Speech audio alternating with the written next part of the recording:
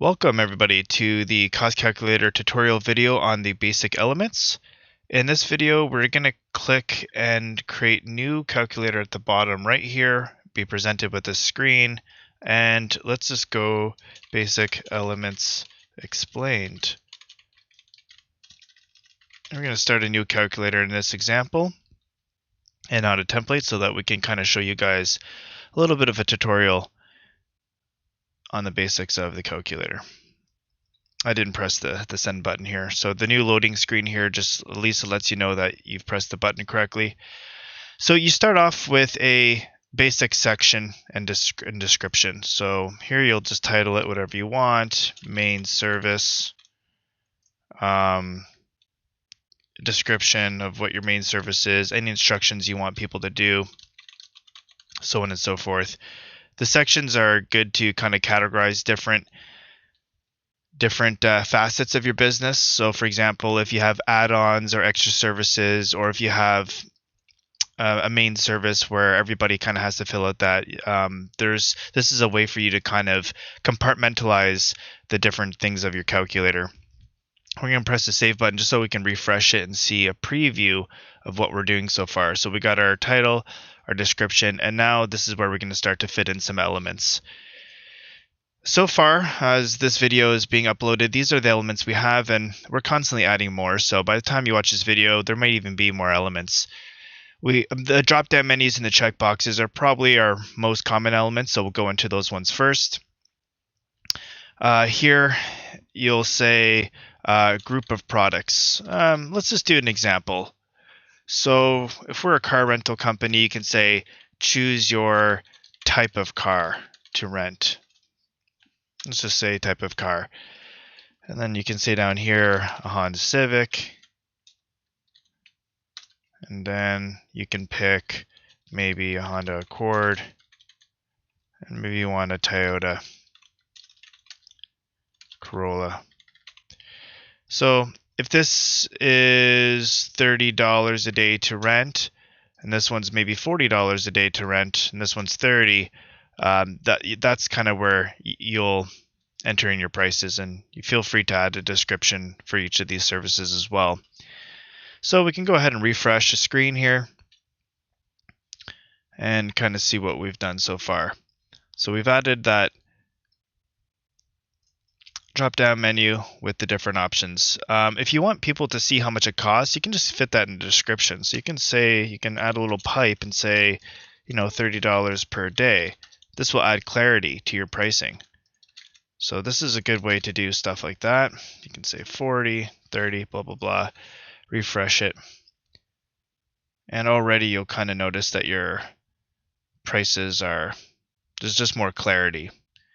So now you're going to probably want to add a slider for people to pick a quantity of how many days they're going to rent that car. So you go down to the slider and you can say number of days to rent. We're going to give it a price of 0 because we're using the slider as a quantity multiplier of a product that's above the slider. We're not actually using it to give it a price. There is use cases where you do the opposite, and I'll kind of show you that in just a moment. So for now, let's just say the max they can rent it for is 30 days. So we're going to say from 0 to 30 days, it's going to cost 0, but it's going to multiply any of these numbers above it. So now let's go ahead and refresh and see how it looks so far.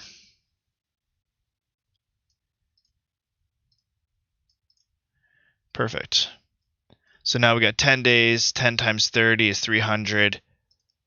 And, I have this as euros and this as dollars, but again, you can just use the euro sign down there. If the person wants to switch to a Honda Accord, now it's 400, so it's automatically updating that math.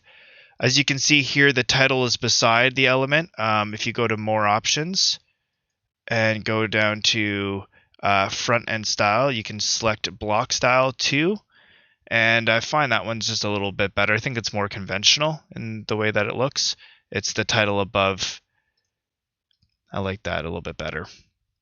So once people build themselves a quote, you can choose to now what you want to happen next, which is what we call the user action buttons, is totally up to your business model. You can choose to remove the detailed list and the coupon feature and only have the quote feature and say, give me a quote. And you can also choose to remove the total down here. Therefore, you're forcing the people to send themselves a quote so that you can collect their information here. And then they can send themselves the quote. And then the quote it gets duplicated to the administrator as well. So that's very important if you want to do it like that. Or if you just want people to be able to purchase that service right then and there, you can remove the email quote feature, the detail list feature, and the coupon feature, and you can go down here and link it to PayPal and just say test shopping cart. This name here means nothing. You can literally call it whatever you want. That's just for internal purposes. Pick whatever dollars you want. You pick a URL that it goes back to, so on and so forth. Now we go ahead and refresh it. And you have the PayPal button here. And you can just go ahead and turn these buttons off in the more settings. Remove coupon discount. Remove the detailed list view and the email. And now you got just the so they can just purchase it. So this is Stylish Cost Calculator is extremely customizable, exactly whatever you want. I like the view detail list button. So before they purchase it, they can kind of see an overview of what they're looking at. I really like that. So they can click here and say, oh yeah, number of days to rent. Oh, we didn't select anything. So let's go ahead and do Honda for $40 a day, 11 days. They click down here, okay. And they can kind of see why they're getting charged 40. So number of days to rent is 0. It's just charging them the per day price of the Honda. Also, we have our conversion feature turned on, which you can turn off in the global settings. But this is really cool for international users who want to show the currency of their main currency, but depending on where the browse, like we're in Canada right now, so because we're in Canada, it's detecting that we're in Canada and giving us the Canadian currency in real time. So those are a couple of features. Also up here you can save it, you can print it, you can do all kinds of cool stuff. We have Stripe now. You can now link it to Stripe down here, and WooCommerce as well. This is really powerful. What you can do with WooCommerce is a whole other video basically. But let's get into some more elements. About the slider, if you add this, you can only add one slider per subsection because of the fact that it multiplies any elements above it. But you're able to add unlimited elements above it. You can add a simple buttons. You can go down here and add a checkbox, and then above here, anything that the user selects in here. Okay, let's say they select an insurance or they select something.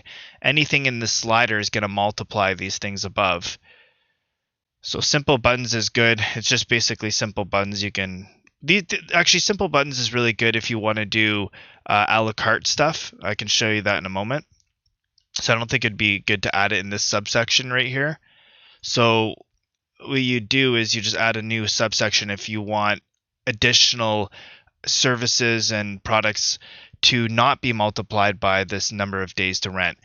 So that's really good. For example, if in the car rental company example that we have here, if they sell, let's say, an add-on, but the add-on does not get multiplied by the days rented. So for example, if the add-on is a one-time fee, like pay $50 to have like a GPS in your car, and it's a flat fee. They don't charge per day. So that's when you would want to go into the subsection here and add a new element.